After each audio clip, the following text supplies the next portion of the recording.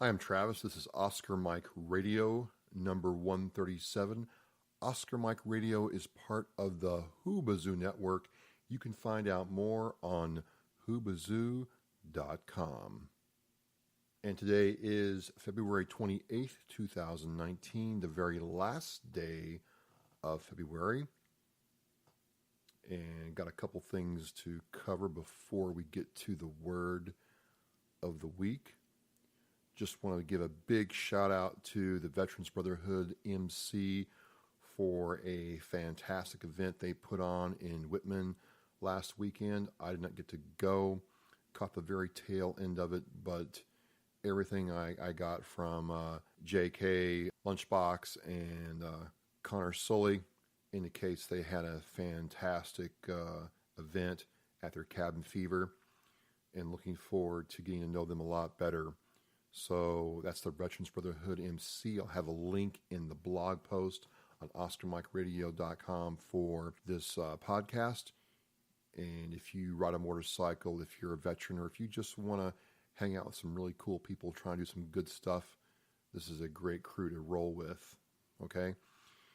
Can't go wrong with them. Second thing I want to shout out is to my good buddy, good friend, Jonathan Goslin. Got some good stuff going on at Vovo Inc. coming up. I can't spill the beans on some of it, but trust me, it's good. He's doing some work for me right now, and I am chomping at the bit. By the time this podcast drops, there should be some good stuff on Oscar Mike Radio's Facebook page. Hit that like button, subscribe to me everywhere, anywhere. Appreciate it. And I was going to try recording this with Reaper tonight. I have been using Audacity for a while now and wanted to try something new, and was going to try Reaper and a couple other things, and I got the hint real quick that I am not in Kansas anymore.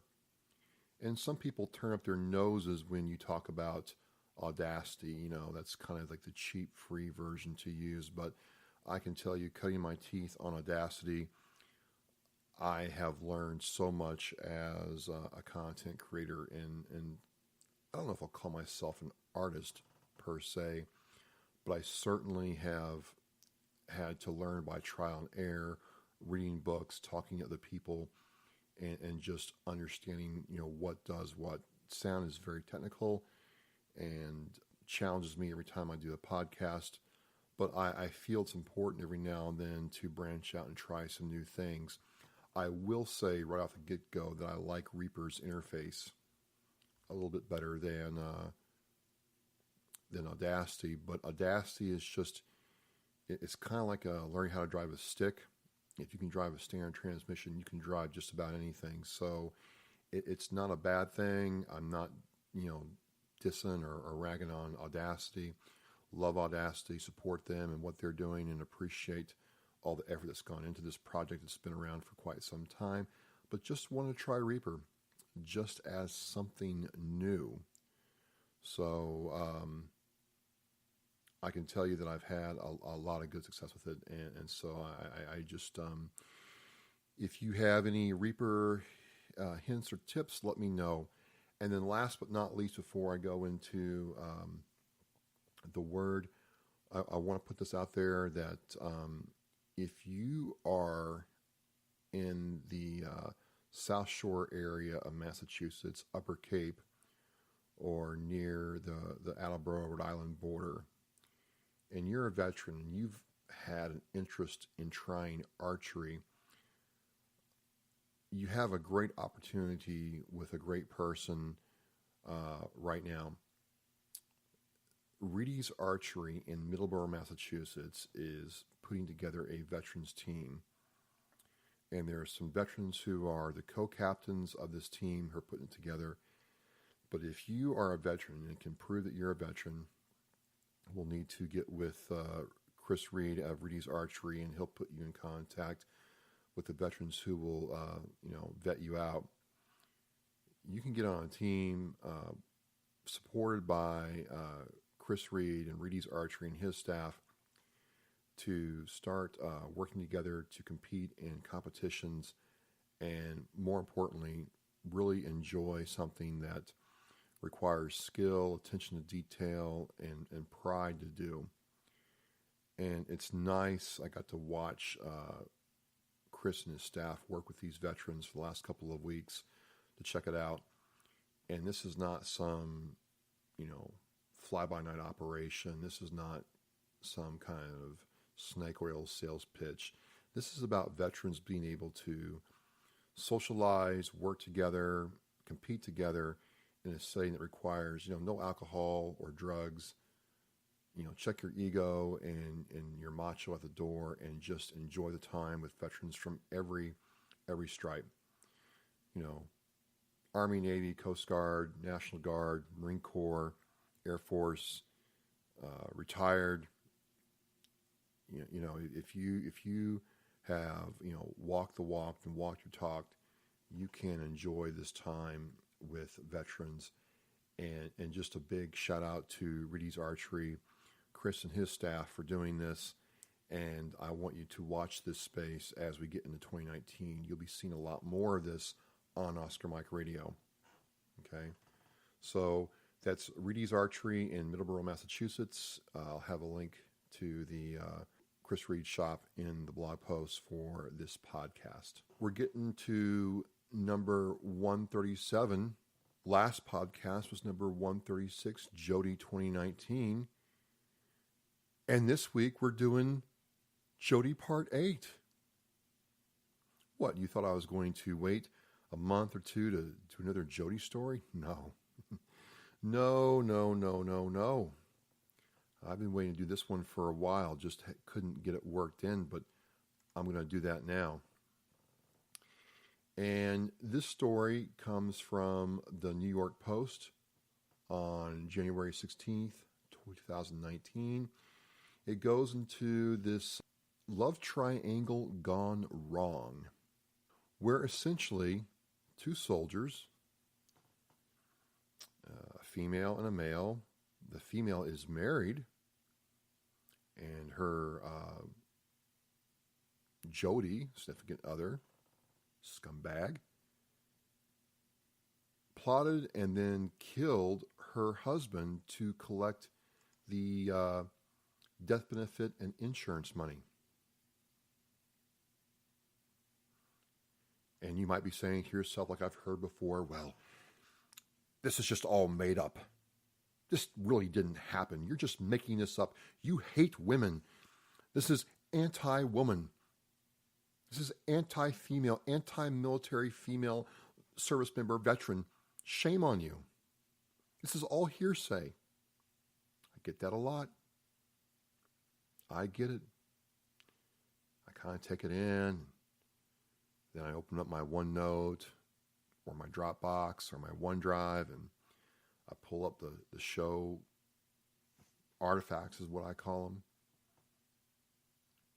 And I say, do you have an email address or can I text this link to you? And the link's coming from the New York Post. There's a link from the Army Times as well detailing this. So as with every Jody story I've done, and this is number 8, and out of those 8, a couple of them were how-tos and what to do and what not to do, but the majority of them, all of them that involve stories of some sort or some kind, have been based on actual, factual situations that have really happened. Okay? I am not making this up. I am not anti-woman. I am not anti-female service member or female veteran. In the interest of full disclosure, the only thing I do not agree with is females serving in combat roles or infantry combat roles. Okay? That's it. So, this actually happened. So let's go over the players and let's see what we can see here, okay? So, the New York Post article goes on to say 2 active duty soldiers, quote, were arrested for killing an Army sergeant in what prosecutors described as a love triangle gone wrong. It looks like Kemia Hassel, 22, and Jeremy Kohler, 24, were charged with first-degree murder in the New Year's ambush of Tyrone Hassel III, 23, who was on leave for the holidays, outside his father's home in St. Joseph Township, Michigan, where the sergeant was staying with relatives and the couple's 1-year-old child, the Herald Palladium reported. So not only was she screwing around her husband with a guy in the Army, who to me is the worst, the absolute worst kind of Jody scumbag out there. And the reason I say that is the Jodys that are in the military screwing around with your wife or girlfriend while you're deployed or going somewhere else, or even just under your nose, is they know what happens to these guys once they find out. And they always get found out. Always get found out. They're the worst. The absolute, I mean, that's your brother. Don't give me this nonsense either. Well, he wasn't really in love with her. Or he didn't pay her any attention. Get out. GTFO, get out. Don't even go there with me, okay? But not only is this guy screwed around with a married woman, not only is she screwing around her husband, but there's also a 1-year-old child in the middle of this. Yay, winning. I mean, what do these guys think was going to happen? So it goes on to say that the reason they wanted to do this is they wanted to kill Tyrone and collect the Army's death benefit and keep their torrid affair going, close quote. So for those of you who are curious, the military will provide a $100,000 death gratuity to the next of kin when a service member dies while on active duty. And life insurance, because I had a life insurance, they made us get one when I was in the Marine Corps. It was not this. It was, I guess for now, in today's military, it was $400,000. I had $100,000. So I was really worth more dead than alive when I served. That's kind of ironic, but that's true. Article goes on to say that all 3 soldiers were in the 1st Armored Brigade Combat Team, 3rd Infantry Division at Fort Stewart, Georgia. So they were all like in the same little ecosystem, same little microcosm of reality. For lack of a better term, they were co-workers. And we can get into the whys and hows of not fraternizing or dating co-workers at a later time. But this stuff happens all the time, okay? It's going on right now. The only difference here is a lot of times they don't think to actually kill the spouse who's the victim here. They just carry on, hope no one finds out. And this guy was shot and killed and left for dead. And the father, it goes on to say, the father of the murdered soldier is still stunned after his daughter-in-law was charged with killing his son. And she killed his son. And while in this case it'd be easy to put this all on Jody because her boyfriend, Jeremy here, pulled the trigger, make no mistake, Kemia is the worst of them all. And that's the thing with all these Jody stories is there's never really a happy ending. Nobody wins here. I've said this before. No one wins in the situation. And let's just say they got away with it. What kind of life was Jeremy thinking he was going to have with this woman?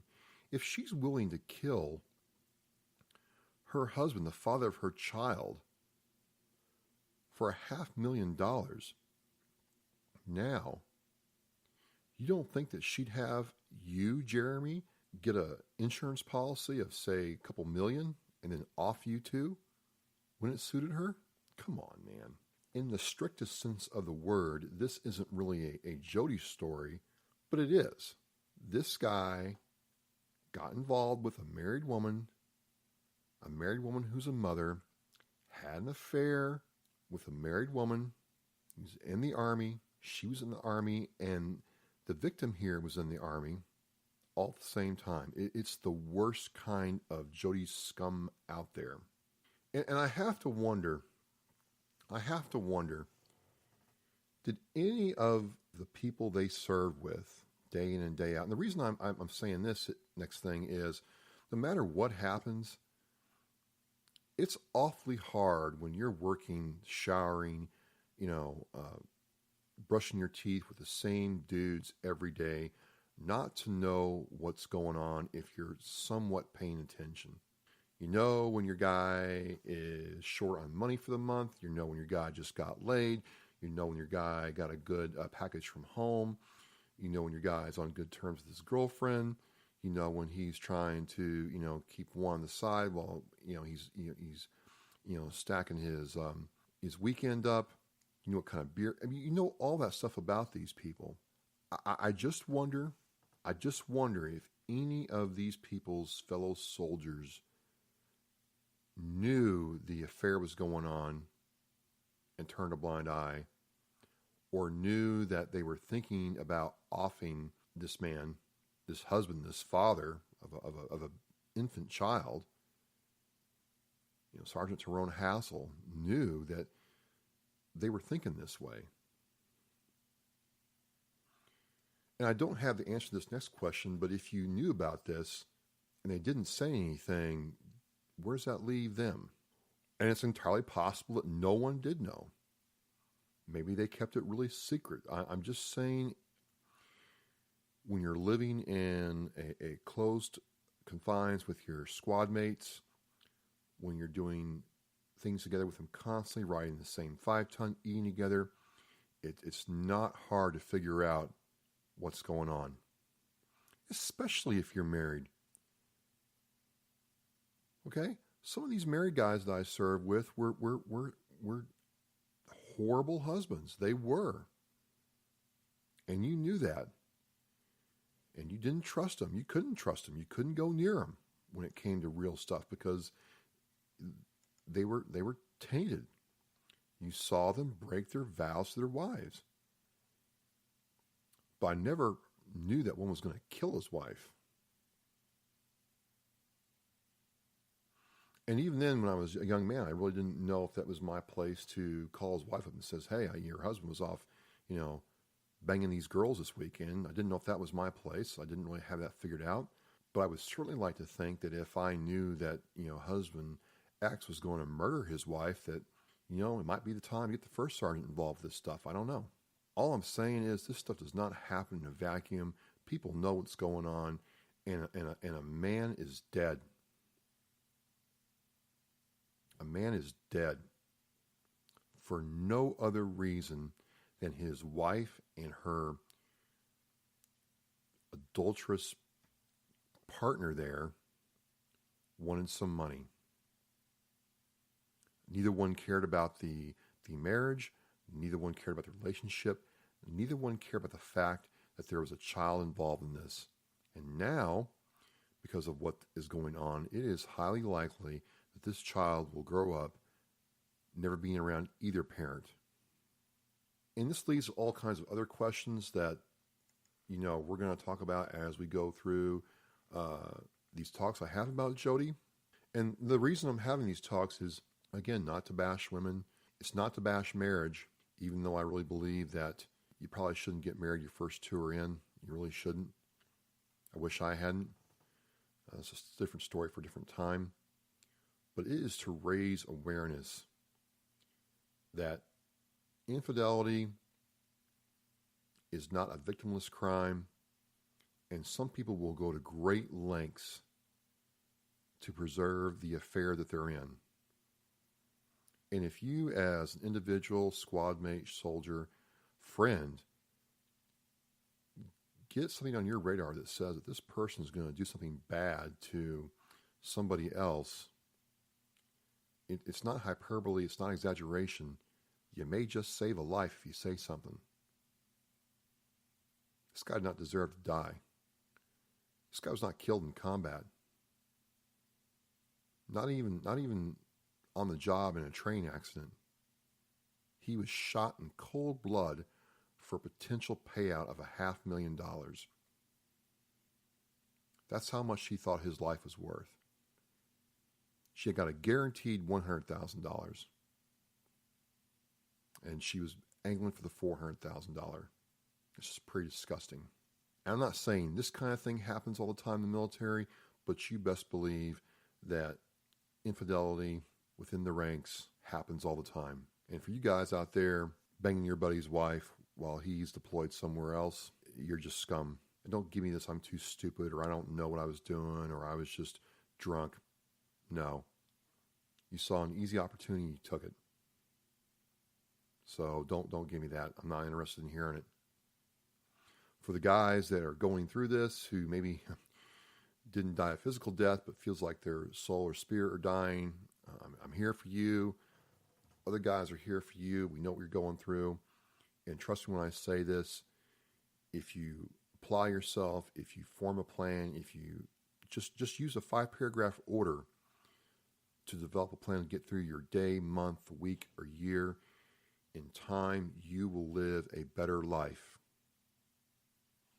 I do not want you doing something stupid when you find out about this stuff. I want you to get some help, get good, loyal people around you, develop a plan, develop a system, and then execute it, okay? You can have a full life. Okay? You do not have to carry this weight the rest of your life. Cut that garbage, cut that baggage, turn off that noise, and go on with your life. Especially if you're a young person, you got plenty of time to either rebuild or find somebody else who really knows what loyalty is all about. And if you are in this kind of situation, if you feel like there's no hope, please reach out to me on Facebook, Instagram, Twitter, email, on my website. And either I or people I know will get in touch with you, and we will help you at least, talk to you about what's going on. Okay? There's a way that works if you're willing to follow it. And I don't want you making a bad mistake that will impact your life even more. In closing, I feel absolutely terrible for this guy. I don't know what kind of husband he was. Maybe he was a bad husband. But I don't know. He went home to his family with his young son, his child, and his wife had her boyfriend ambush him and kill him. We'll never know what he could have done as a soldier, as a person, as a father, or as a husband. That choice was taken away from him. And it really sucks because it wasn't in service to our country. He just had an asshole decide to kill him for some money. So, again, as I end this, if you're going through this and life is sucking, life is tough right now, do not make a bad choice. Do not, in the words of Jim Tuff, enact a permanent solution to a temporary problem. There's a lot of people out here that want to see you do better, get well, and move forward. I'm Travis. This is Oscar Mike Radio.